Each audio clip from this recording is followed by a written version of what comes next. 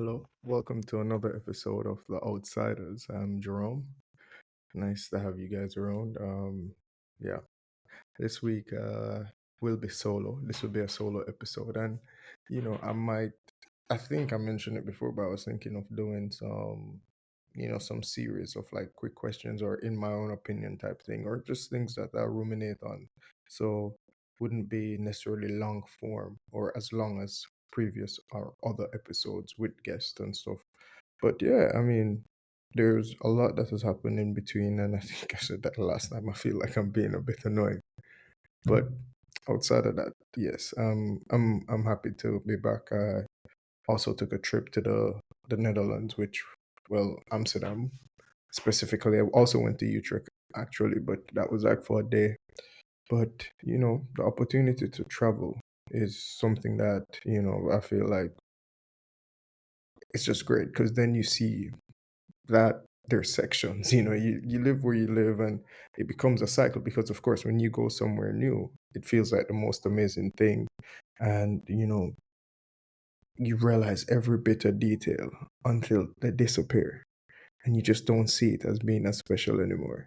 But fortunately for me, I got to go to Amsterdam, and that was definitely, strangely, a bucket list place for me to visit. So going there, I saw it with the eyes of love and adoration. And I mean, I don't know if anyone else will, but for me, it's just a fascinating city. Like, went for, I think, 6 days we spent there, and there aren't really any complaints I have. It's also very interesting how there are other cities close by. Like, we also went to Utrecht for a day, and Utrecht was cute. Like, it was just a neat little city, quiet, so within that microcosm you can also see that things are different, things change, different cultures. Sometimes we oh so I mean, this is not the quick question I intended to go towards, but this is probably more of a rumination. But I do wonder, like, sometimes we generalize, say for example, a country, and I understand the whole process of generalizing something is because the majority or the popular opinion, or maybe the one that is more, I would say, mainstream.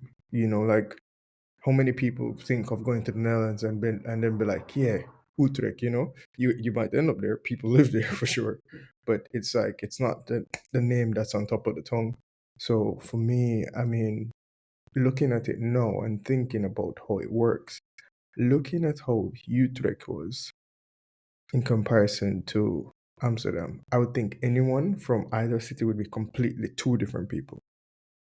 Two completely different people. You'd be like, where in the world? But then they, someone from, so then you go to another country and then you'll be generalized. So you come from Utrecht, you meet someone from Jamaica, move to Jamaica. Then you meet someone who's from Amsterdam there. And people will assume, or even maybe some of the people who actually meet up will assume that they have the same type of values and micro attitudes and stuff like that. Like, it's interesting. I think it's not only just interesting, it's fascinating.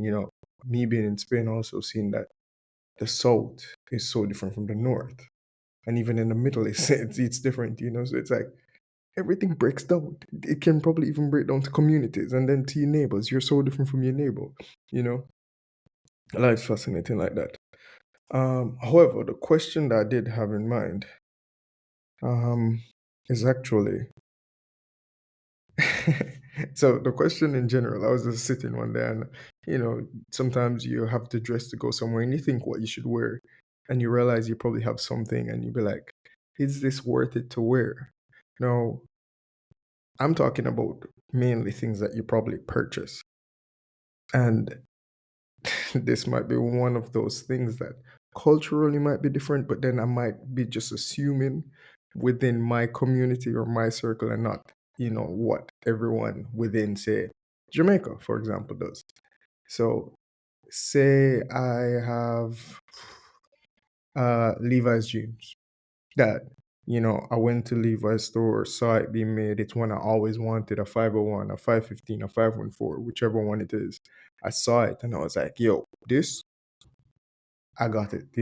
And it's like put it on the same level of the Netherlands. It's a bucket list item. Everyone has their own thing. Maybe something. It's a whole stabilization of everything. Like everyone has their own thing that is considered a goal or considered an achievement or considered, a need actually. So say all your life you're like, yeah, I wanted a 501 denim, clean Levi's jeans, and it fits a specific way, boot cut, whatever it is, and you get that. Now, growing up in Jamaica, growing up in my community, growing up under my parents' house, let me go very, very, very exact.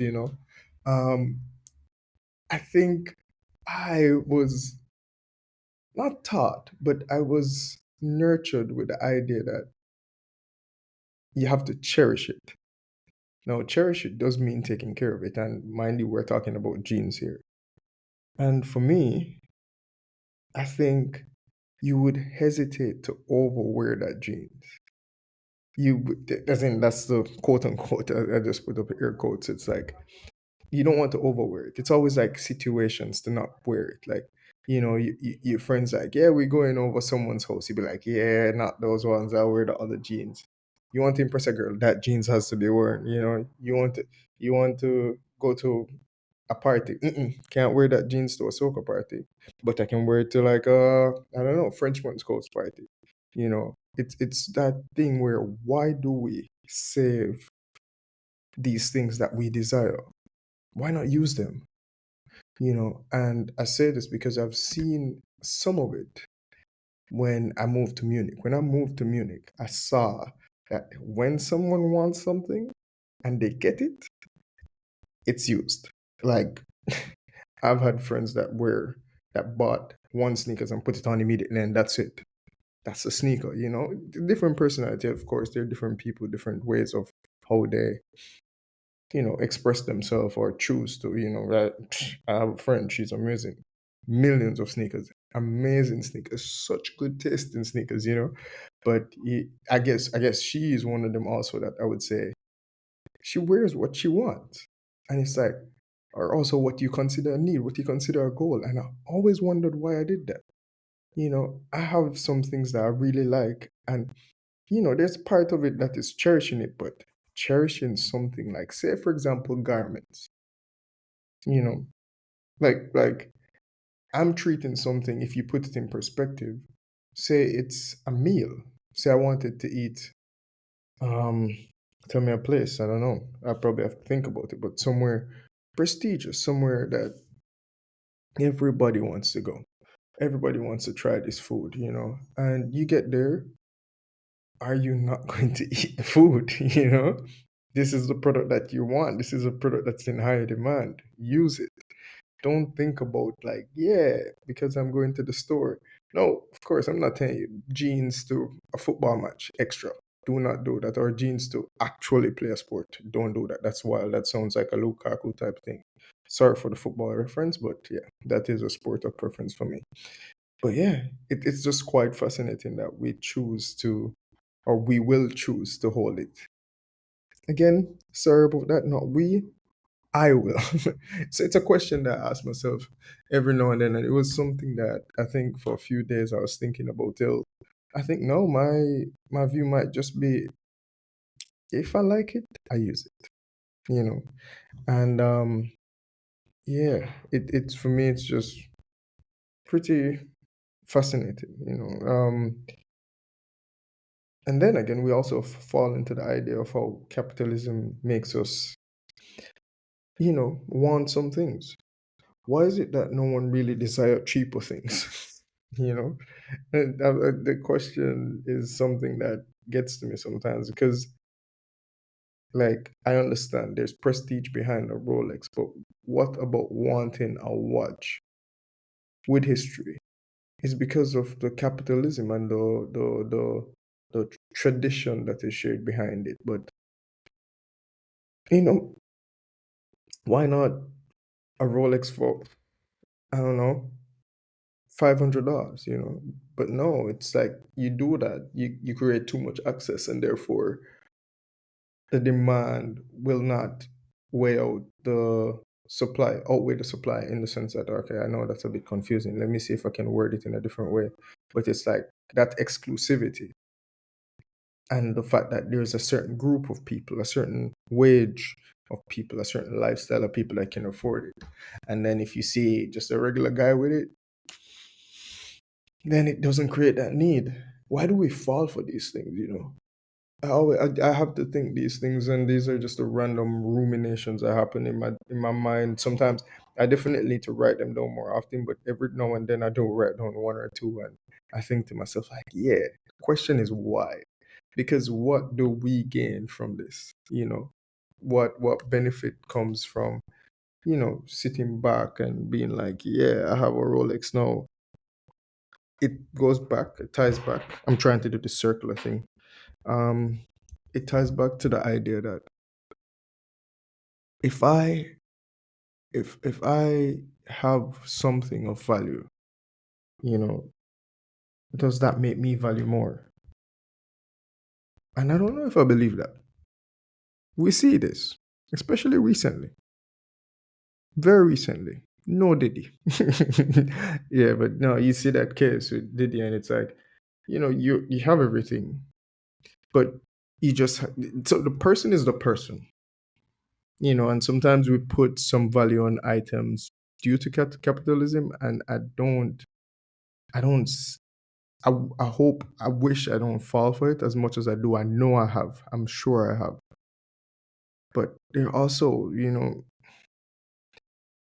this idea that sometimes you know, the thing like, I think someone said it like, yo, you don't see the value in being rich, like, or in having a lot of money until you do, because sometimes you feel like that's a solution, but it really isn't, you know. And I think a lot of people put a lot into the visual values and not necessarily the internal ones. Quite sad, quite interesting. And it's quite varied depending on the human being.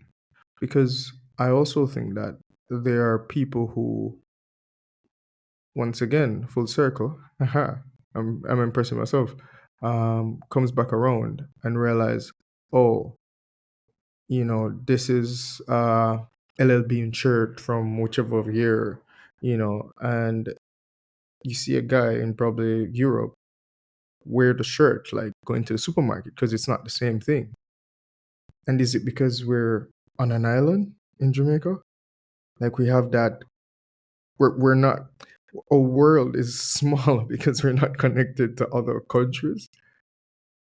Man, definitely a hits blunt sound. Like I think I've been going off topic a bit now. I don't mind it. It feels comfortable because I think that's how the mind works. My mind is not one constant stream of consciousness. You know, I felt very douchey saying consciousness or stream of consciousness just now. And now I'm thinking about how I sound to the person that probably listens to this. Most likely it will be me though. I'm definitely going to listen to this again because I do think it's something I want to try. I want to just try without a structure, or maybe just the structure being the question at the beginning, you know, um, and see how long I can go. Because sometimes I also think I speak too fast. Why do I speak fast? Why do I not speak more clear and smooth, with confidence, with suavemente? You know. So yeah, this is definitely a tester and a taster for anyone who has a curious mind. You know, I think I do have a curious mind, and sometimes this leads you to somewhere where I would say you don't get to master anything. Do I feel like I'm a master of anything? I don't think I am. I think I have a bit of everything. Now, I'll also say there's some things that maybe feels like a natural talent, you know. Not even a natural talent, but it's just something that drives a passion in you. Like for me recently, no, not recently, no, it's been over a year actually. Found out the other day in the kitchen. I love being in the kitchen. I actually love baking. I love preparing stuff. I like when people can try stuff that I do, and that gives me some kind of joy. But is that what I'm good at? I genuinely don't think so. I see a million people make bread probably better than I do. I don't know. I feel like I'm getting a consistent you know, ROI or consistent satisfaction of what I produce. And sometimes, just the fact that I'm doing that for me is an achievement because I know what happens when it doesn't work out or how I feel about myself. So yeah, it's pretty fascinating, the human mind, you know. But these are just some thoughts I have. I mean, yeah, because there was something that my mind was going to, and I lost it actually. I have to be honest, because it was something in relation to, I think, strangely enough, Paul Pogba, the footballer. But do I want to talk about sports? I'm not sure. I might make references to sports because I know some sports, but also that I know I don't know everything. Quite unfortunate, to feel like you don't know. You don't have something that you're a master at or something that you're really good at. I mean, I do want to be a good person. That's what I want to be good at. But then there are other good people, you know. So what's your standout quality? If you know your standout quality, please share with me. Like if you can put that in the comments, or even if it's reaching out to me, I would genuinely appreciate it because I do think that when you find that thing that makes you stand out, you might just be able to find yourself. Because what makes you stand out, my assumption is that is what drives you. Where, as some people say, when work does not feel like work, you know, it gets you there. It gets you there. You feel like you've realized self realization. Is it? Genuinely don't know. Well, I feel like I think 17 minutes or maybe 18 minutes of listening to me having just random thoughts might be good enough, might be satisfactory or enough for the ears of any person. Thanks for listening. Please don't forget, please leave a comment and tell us or tell me what do you think you're really good at and how are you so sure? I guess I'm insecure about that, at least for now. See you guys on the next episode of, I guess, QQ, quick questions, quick thoughts, ruminations, whatever it is. But see you on the next episode of The Outsiders. Thank you.